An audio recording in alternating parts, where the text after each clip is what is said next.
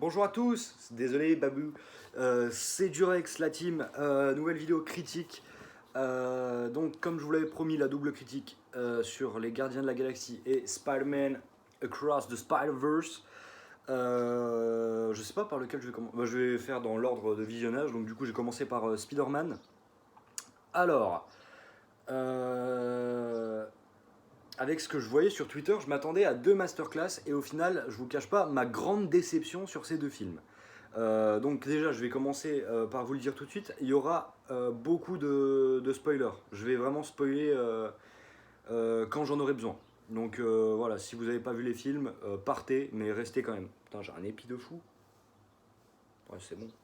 Putain, la coupe de Gloop. Vraiment, c'est affreux. Donc, du coup, Spider-Man. Les points positifs, c'est drôle en vrai. L'animation, elle tue sa mère. La musique est cool, mais bien en dessous du premier, qui avait une BO masterclass avec What's Up Danger, Sunflower. Voilà, déjà deux poulets, deux masterclass. Là, il y en a peut-être une qui est vraiment bien de musique, et le reste, c'est basique de fou. Enfin, vraiment, la BO est bien en dessous. Et voilà, en vrai. Mais par contre, c'est vraiment drôle, en vrai. Il y a beaucoup de moments où j'ai ri. Et voilà. En point négatif, c'est long, en vrai. Et c'est décevant. Surtout la fin. Surtout la fin. En vrai, ce que je peux dire sur la fin, en fait, tout ce qu'on voit dans la bande-annonce, c'est le film. Genre, il n'y a rien de plus. Il n'y a rien de plus que ça. En fait, c'est-à-dire qu'à la fin, on utilise un combat de fou générique. Comme un épisode de série ou genre une fin de saison de série. Sauf que là, c'est un film. Il y a déjà 2h20 de film. Enfin, du coup, 2h10 peut-être, 2h05 avec le générique. Donc en vrai, t'as le temps de faire des vrais combats. Parce qu'en vrai, là, il n'y a pas de combat, il n'y a pas vraiment de danger. Parce que le méchant principal, donc la tâche, il est marrant, tout ça, mais il n'est pas crédible dès le début du film. C'est seulement au bout de peut-être 1 heure qu'il est crédible, mais on le voit presque plus à partir de ce moment-là. Donc voilà. Voilà.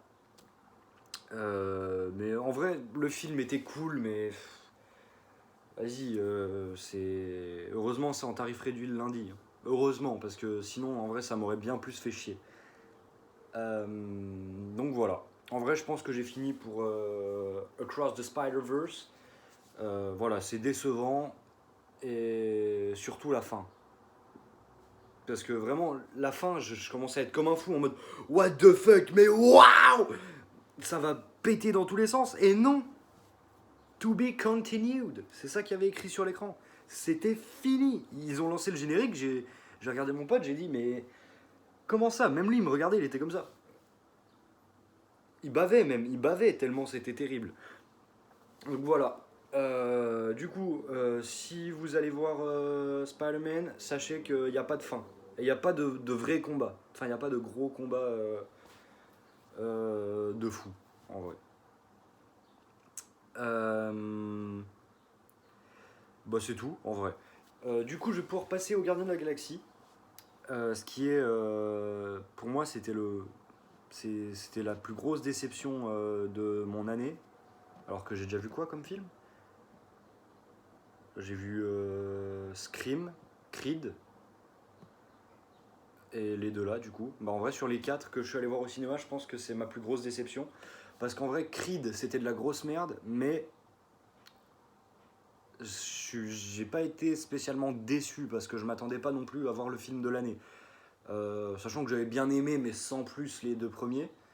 Euh, Parce que, déjà dans le 2 c'est c'est un film de boxe réaliste.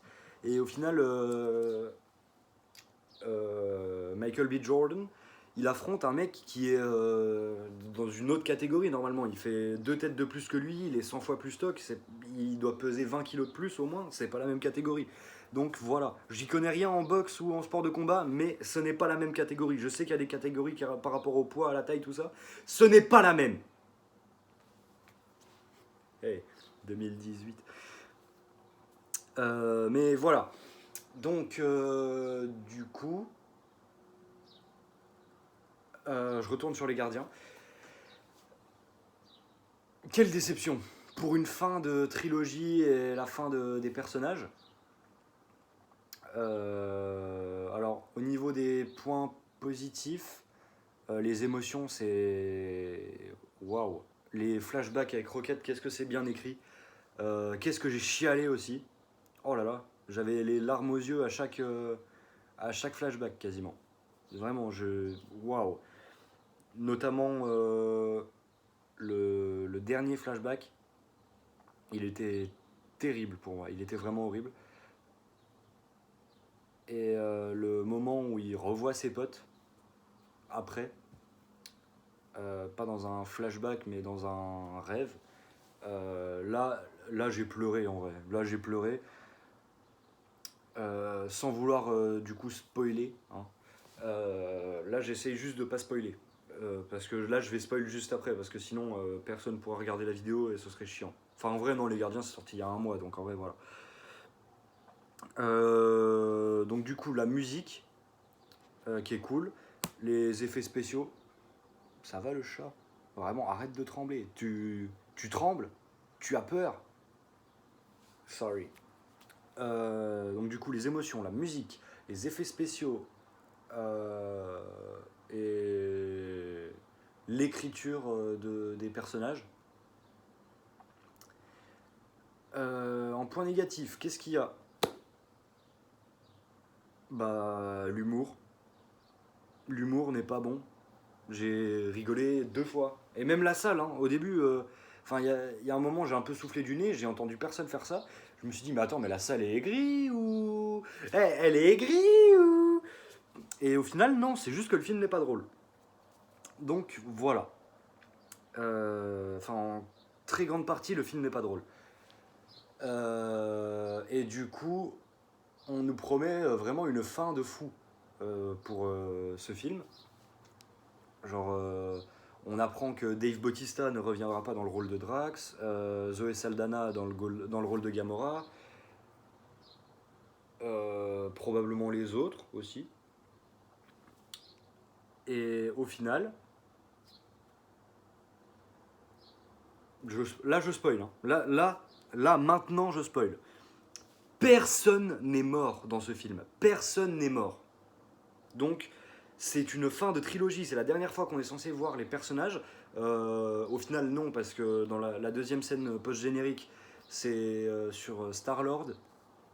Il meurt à un moment, mais bah, comme Rocket est mort à un moment, mais il est revenu. Et The Warlock qui vient sauver Peter Quill. D'ailleurs, ça aurait été complètement con qu'il meure là-dessus. Juste pour sauver, ça, je sais qu'elle a beaucoup de valeur pour lui, sa cassette avec ses musiques. Mais tu prends pas le risque de mourir pour ça. Vraiment mourir. Il est mort un peu, je pense. Je pense qu'il est un peu mort. Mais voilà. Qu'est-ce qu'il y a d'autre? Bah du coup oui, personne ne meurt. Il y a Rocket qui est entre la vie et la mort pendant 50% du film.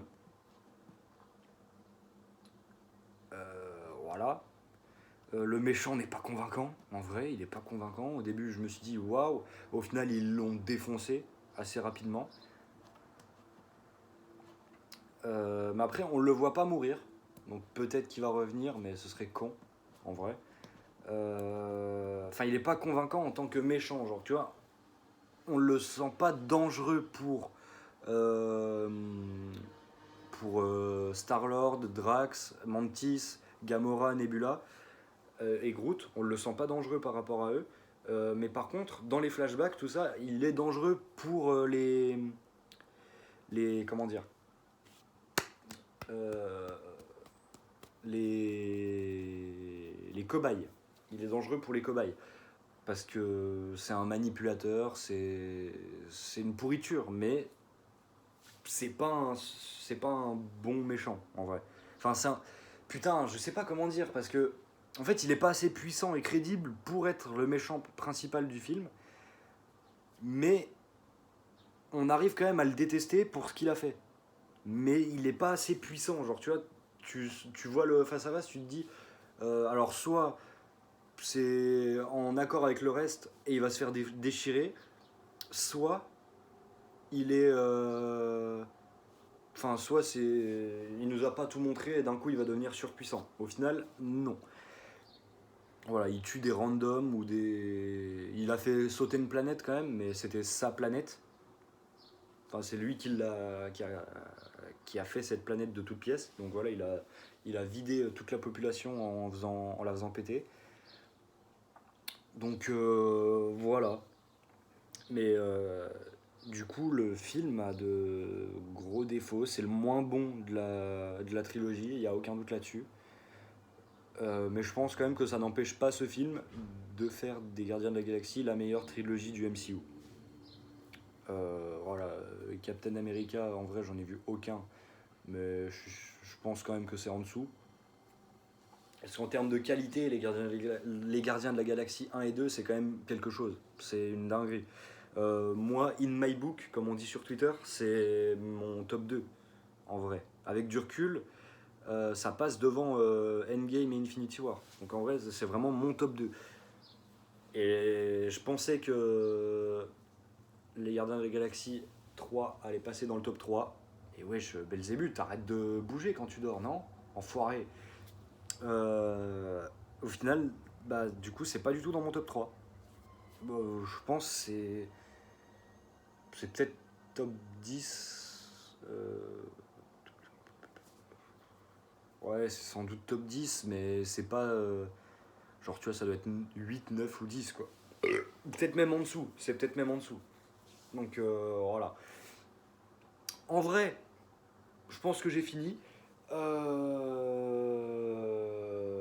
Si vous avez du travail pour moi, n'hésitez pas à m'appeler.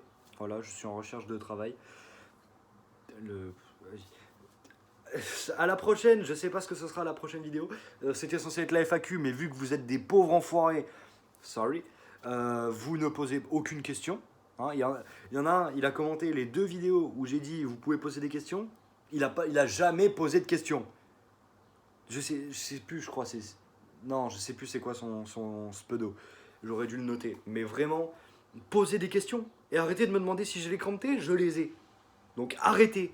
Allez, salut mes petits préservatifs, c'est du Rex. Bah non, attendez, je recommence. Salut mes petits préservatifs, c'était du Rex.